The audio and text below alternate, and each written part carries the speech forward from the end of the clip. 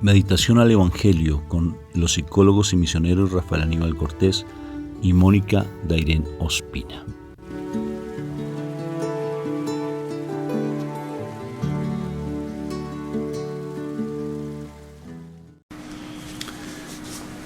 Bueno, un fraterno y filial saludo de paz y bien a cada uno de ustedes. En el nombre de nuestro Señor Jesucristo, Dios me los bendiga, me los llene de paz. ¿Cómo estás hoy, mi amor? Amén, bien, muchas gracias. Bendecida. Encendida. En victoria. Y con tendencia a seguir mejorando. Amén, amén, amén y amén.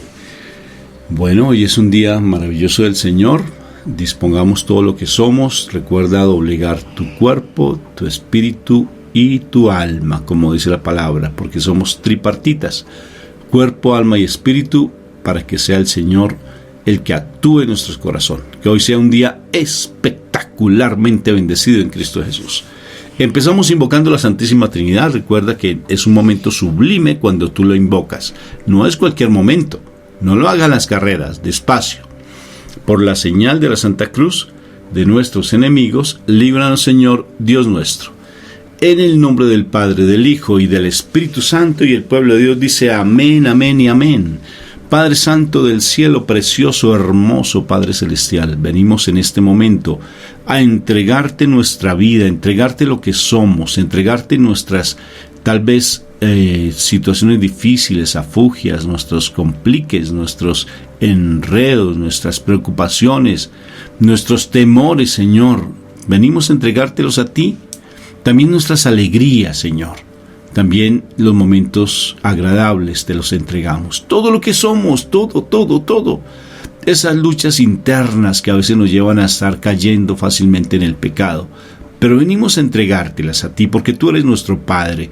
Y venimos hoy a reconocerte que hacemos parte del reino de los cielos, que hacemos parte de tu naturaleza espiritual, que hacemos parte de tu vivencia, porque tú no quieres que nosotros nos perdamos, porque somos tus hijos.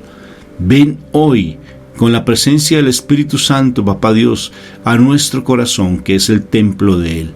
Ven a nuestro cuerpo hoy, Espíritu Santo de amor, indigno templo tuyo en mi cuerpo, pero para que tú lo empieces a purificar y a limpiar con la santa palabra.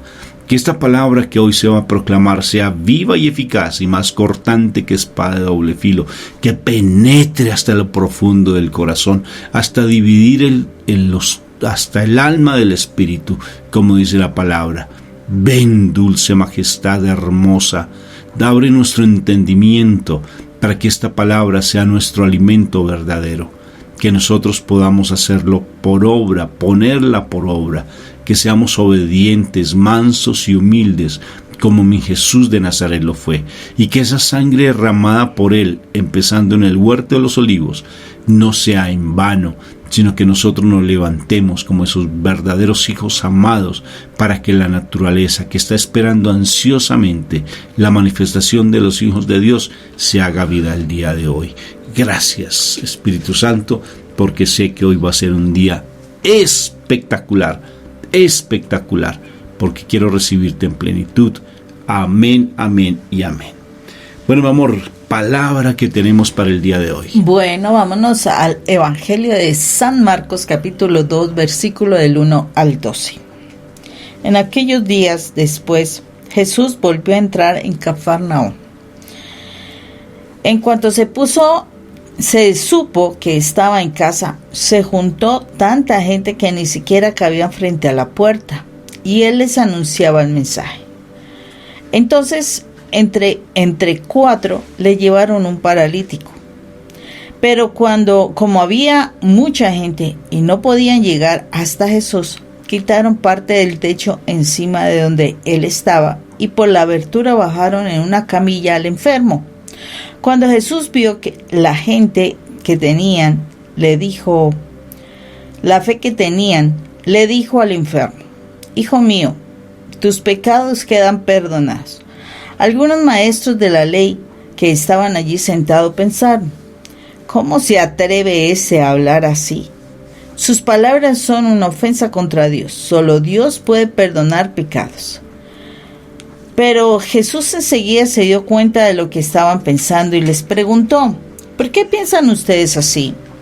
¿Qué es más fácil decirle al paralítico, tus pecados quedan perdonados? O decirle, levántate, toma tu camilla y anda. Pues voy a demostrarles que el Hijo del Hombre tiene autoridad en la tierra para perdonar pecados. Entonces le dijo al paralítico, a ti te digo, levántate, toma tu camilla y vete a tu casa. El enfermo se levantó en el acto y tomando su camilla, salió de allí, a la vista de todos. Pero por esto todos se admiraron y alabaron a Dios diciendo, nunca hemos visto una cosa así. Palabra de Dios. Gloria a ti, Señor Jesús. Nunca hemos visto una cosa así.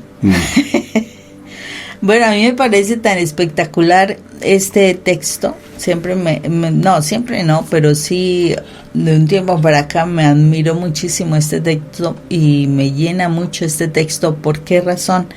O sea, aquí está la clave básicamente para que uno se levante de tantas situaciones que tiene en la vida, ¿no? A veces uno ni se da cuenta que hasta las enfermedades que uno tiene tienen una base espiritual. Y aquí vemos, y la palabra lo dice, que el temor pone lazo. Bueno, pero y uno dice, ¿qué lo está paralizando a uno? Porque uno no sale adelante, porque uno no avanza, porque uno no logra algunas metas, bueno, etcétera. Y yo siento que hay muchas cosas que en la vida de uno hace que mentalmente uno se frene, que uno se detenga, que uno no quiera avanzar, aunque uno ni se da cuenta, no se da uno cuenta. Y desafortunadamente, bueno, hay algunas veces que sí se da cuenta, pero desafortunadamente como que en la mente le jugara a uno una mala pasada, y entonces las personas están siempre como en esa lucha. Yo digo que el problema no son la lucha de las personas, sino es la lucha que uno tiene especialmente con uno mismo. Uno, por ejemplo, cuando una persona, no, es que yo no sirvo, es que yo no sé, si uno se pone a mirar, no es tanto que las otras personas le digan a uno si uno sirve o si uno no sabe, sino qué pienso yo de mí mismo, qué creo yo de mí mismo. Entonces, cuando yo pienso y yo creo de mí mismo, cuando yo tengo tantos fantasmas en mi propia cabeza, yo mismo soy el que mantengo ese elemento que lo detiene a uno. Esa es la realidad. O sea, es una situación donde uno está generándose su propia cárcel, su propia prisión. Por eso el Señor en varios textos hablaba de que Él nos da a nosotros determinadas bendiciones, dones, en fin, para uno ayudar a salir de la cárcel a las personas. Y la gente piensa que de pronto es la cárcel física.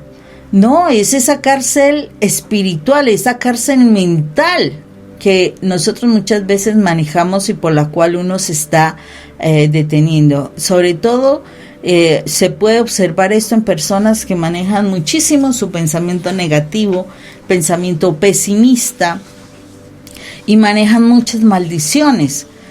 Por eso uno debe bendecir en vez de maldecir.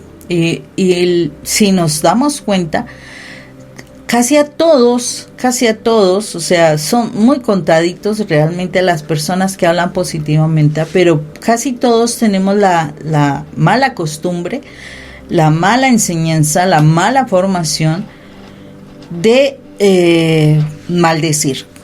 Y maldecir es hablar desde lo negativo. Maldecir es siempre uno está profiriendo cosas negativas hacia las personas, hacia las cosas que uno maneja, hacia los negocios que uno hace, hacia la familia que uno tiene, hacia uno mismo.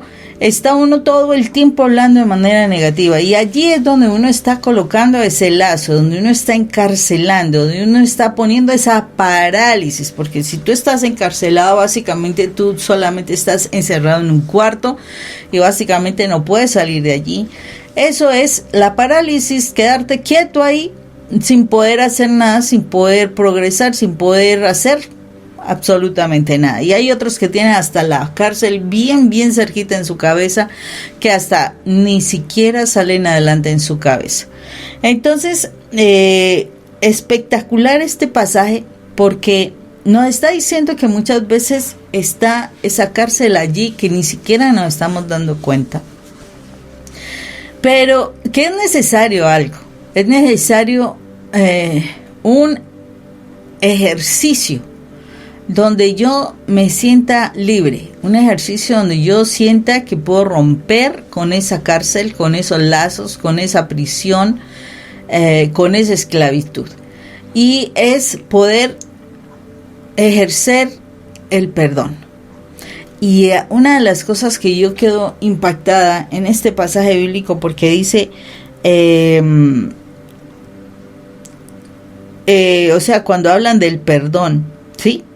Entonces dice, cuando dice, solo Dios puede perdonar pecados. Esa es una frase que constantemente estamos escuchándole a personas. Que alguien te pide perdón y entonces tú dices, que te perdone Dios porque yo no. O solo Dios puede perdonar ese pecado. Y aquí lo estamos diciendo, pero de la forma incorrecta, porque nos está hablando de que nosotros debemos y podemos perdonar pecados. Aquí nos está diciendo Jesús cuando le dice, cuando yo soy el Hijo de Dios, yo debo perdonar. O sea, si yo soy el Hijo amado de Dios, ¿tú acaso lo eres? Tú debes perdonar pecados. No es que Dios te perdone. No, yo debo perdonar pecados. ¿Por qué? Porque cuando yo perdono el pecado, o sea, yo perdono lo malo que otra persona me haya hecho y etcétera, yo estoy, primero sí, me libero yo. Eso es más que claro, porque yo soy la primera persona que se está beneficiando de no tener pendiente que me tienen que pagar.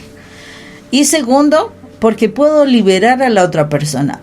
No es que ella se la merezca. No, lo que sucede es que yo la libero del control mío y se la entrego al Señor. Ya ella verá si se pone a paces con el Señor. Eso es otro asunto muy diferente. Y precisamente cumpliendo la palabra. ¿Por qué? Porque dice que nosotros no debemos entrar a juzgar a nadie. Entonces, cuando tú no perdonas, tú estás condenando. Y ahí es donde tú estás infringiendo la ley. Entonces, si tú quieres no infringir la ley, perdona y suelta las cosas para que sea Dios el que las controle, no tú. Y ahí en ese momento, cuando tú te liberas a través del perdón, tú puedes fluir, tú puedes caminar, tú puedes moverte y ya no tienes una carga extra. Porque cuando tú no perdonas, tú tienes una gran carga sobre ti.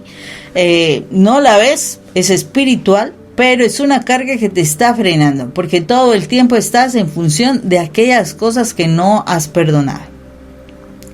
Y eso, pues es lógico, te va a tener en una prisión, eso te va a hacer caminar tremendamente lento, o en lo peor de los casos, te va a tener estancado, realmente paralizado.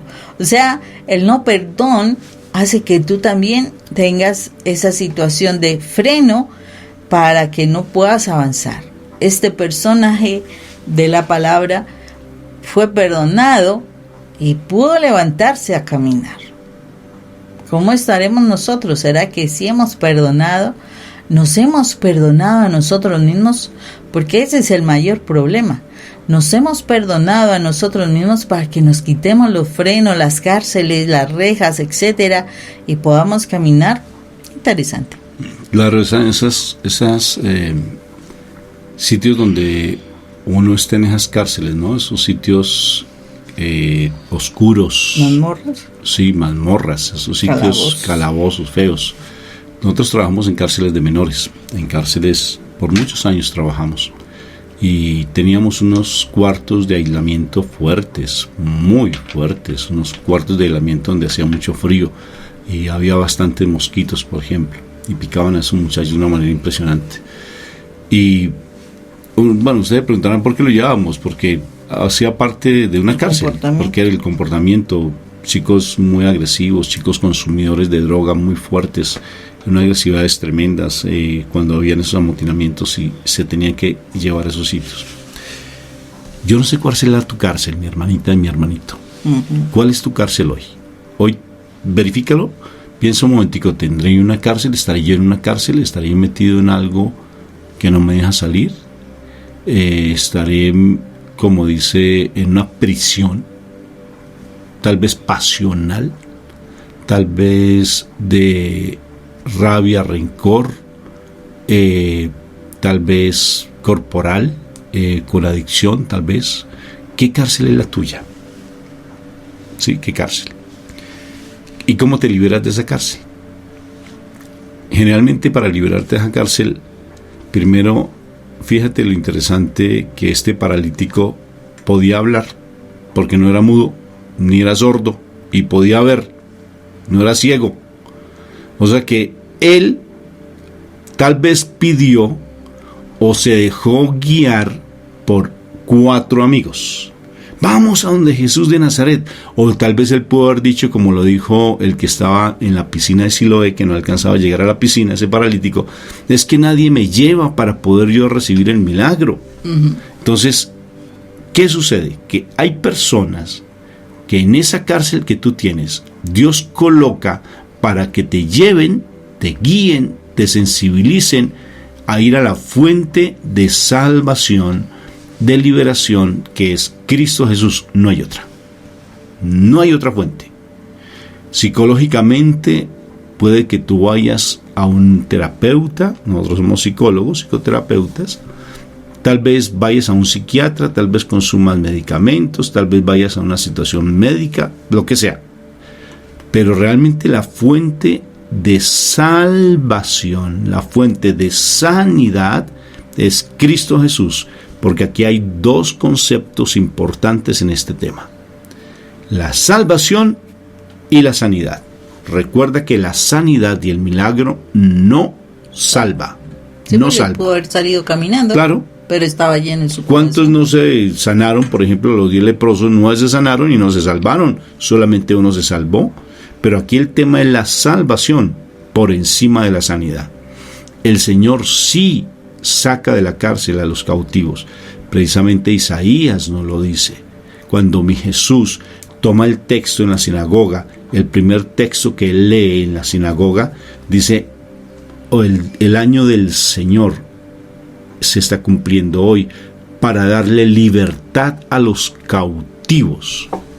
Y la libertad de los cautivos se da cuando tú conoces y te acercas a la fuente de vida, que es nuestro Señor Jesucristo, y nuestro Señor Jesucristo lo encuentras en la palabra. Puedes recibirlo en la comunión, pero si tú no te nutres con la palabra, la comunión simplemente queda como una, ¿cómo decimos nosotros a lo que le echa arequipe? Una oblea. Se le echa arequipe y te la comes. Algo rico. Como decía alguien, ay, me faltó una niña, ¿no? Qué rico sería cuando hizo la primera comunión nuestras nietecitas, que hace poquito hicieron la primera comunión. Dijo, ay, yo quiero la hostia. Pero qué rico sería que le echaran arequipe. O sea, crema de ¿cómo se llama? El manjar, el dulce de leche. Dulce de leche. Qué rico, dijo mi sobrinita, mi nietica. Qué rico que le echaran crema de faltaría, ¿no? ¿Cómo es? Quemado. ¿Cómo es? Bueno, cajeta. Cajeta. Pero para nosotros, qué rico saber que la unción del Espíritu Santo está en esa comunión que tenemos con el Espíritu, con nuestro Padre Jesús de Nazaret, a través de la palabra de Dios, que es la fuente de salvación y la fuente de sanidad. Porque aquí se habla de salvación y se habla de sanidad. Conoceréis la verdad y la verdad os hará libres. Conoceréis la verdad. este paralítico, con la ayuda de esos 4 hombres que fueron osados, que fueron atrevidos, que le quitaron, incluso no era su casa, y son tan atrevidos que se van entre la multitud y quitan una parte de la casa. ¿Quién les dio permiso para eso? ¿Se imaginan ustedes ahí en Estados Unidos, donde hay unas leyes, por ejemplo en el estado de Texas, que si tú vas y te metes en un sitio, en una casa, en una propiedad que no es tuya, perfectamente te pueden disparar? Perfectamente allí en Texas lo pueden hacer, verifica, ¿sí? Y sucedió, por ejemplo, con unos colombianos que se equivocaron, fueron allí a una casa y el hombre sacó y le disparó y uno de ellos murió, ¿sí? Y no le hicieron nada a él porque estaba invadiendo su propiedad. Estos hombres no les importa nada, no les importa lo que puedan decir, lo que puedan murmurar, lo que puedan gritar, sino quitan una parte del techo y lo llevan allí al Señor Jesucristo, ellos pensando en que lo sane porque es un paralítico. Pero el Señor tiene para nosotros algo más grande que la sanidad. Él tiene cosas más inmensas porque Él quiere lo mejor de nosotros, porque Él sabe, como dijo mi Padre Dios, no quiero que ninguno de sus hijos se pierda, y lo que Él busca en ti no solamente es tu sanidad ni tu liberación, sino lo que busca es tu salvación. Tus pecados te son perdonados. Fuente de sanidad, fuente de todo, incluso hasta de crítica, porque lo criticaron a mi Jesús porque salvó un alma. ¿Te imaginas tú? Porque salvó un alma, lo criticaron. Porque todo lo que quiere la gente es simplemente ver los milagros físicos, más no la salvación. Porque como no se ve, entonces aquí hay un tema importante. Y para eso se necesita, importante, primero que todo, estar buscando esa presencia de Dios activa, saber que Dios está haciendo una obra en mí, que Él quiere lo mejor de mí, que Él quiere algo maravilloso en mí, y por eso simplemente acércate a la fuente de vida, que es la palabra de Dios, porque conoceréis la verdad y la verdad os hará libres. Eso lo digo, y aquí se cumple eso. Llegaron a la fuente de vida, pero la gente estaba esperando un milagro y no la fuente de vida, la salvación. Pero si tú empiezas a buscar la salvación más que el milagro, oído pues, si tú te dedicas a buscar la salvación a través de la sanidad de tu corazón, de sacar esos pecados que tal vez están en tu interior, te aseguro que el milagro que tú tanto anhelas y tú tanto deseas, será así. Mira, Rafa, que hay una situación bien interesante acá. Cuando tú también ibas hablando, me di cuenta también de algo. Era necesario, a veces uno está tan terco, uno está tan metido en esa prisión mental, en sus problemas, en su forma de pensar, que necesita hasta 4 personas, bueno, ahí en este pasaje, para poner un 4, era necesario 4 personas para que esta persona se salvara. O sea, ¿cuántas personas han pasado por tu vida, te están diciendo, te están hablando, cambia, quita esto, forma, ese tal, perdona esto, una cosa a la otra? O sea, son muchas personas las que pueden estar interviniendo en tu vida para que tú seas capaz y consciente de que debes perdonar, de que debes soltar. Son 4 personas que estuvieron allí, dele que dele, para llevarla a la presencia de Dios, y que tú puedas perdonar y ser libre, o sea, ser salvo y sano, porque es realmente lo que tú estabas hablando es muy cierto, que él pudiera ser salvo y ser sano, porque aquí el perdón es la salvación. Entonces, 4 personas ahí que te estuvieron diciendo dele, o más de 4 personas, porque el Señor no escatima los esfuerzos, los recursos para tu salvación. Si tú estás dentro de los planes de Dios para la salvación, Él va a enviar a uno, va a enviar al otro, etcétera. Te están diciendo una cosa y la otra para que tú llegues a la presencia de Dios. Y solo en el momento en que tú de verdad aceptes eso, el Señor puede obrar el milagro. De resto es muy complicado. O sea, ¿cómo quieres ganarte tú la vida del cielo? ¿Cómo quieres tú estar excelentemente bien si desafortunadamente no quieres perdonar? Y a veces uno piensa, no, pero es que yo no tengo que perdonar a nadie. Pues revisa tus raíces, porque nuestros mayores resentimientos tienen que ver con nuestros padres, o con aquella persona que se encargó de tu crianza, o con tu pareja, y a veces hasta con los hijos, así uno no las crea. porque los hijos cuando son desobedientes, cuando están en problemas, cuando se han metido en vicios y demás, también tienen resentimiento con ellos, porque ellos te han llenado tu vida de deshonra, te han llenado tu vida de vergüenza. Entonces eso también, o sea, por más que quieras a tu hijo, es importante que tú puedas también perdonarlos por esa situación que te han generado a tu vida. Entonces, muy importante que nosotros hagamos ese recuento y esa revisión de qué es lo que nos está encerrando, encarcelando, qué nos está paralizando, que tiene que ver con el no perdón. Porque aquí, claro, el Señor, como dice, tus pecados te son perdonados.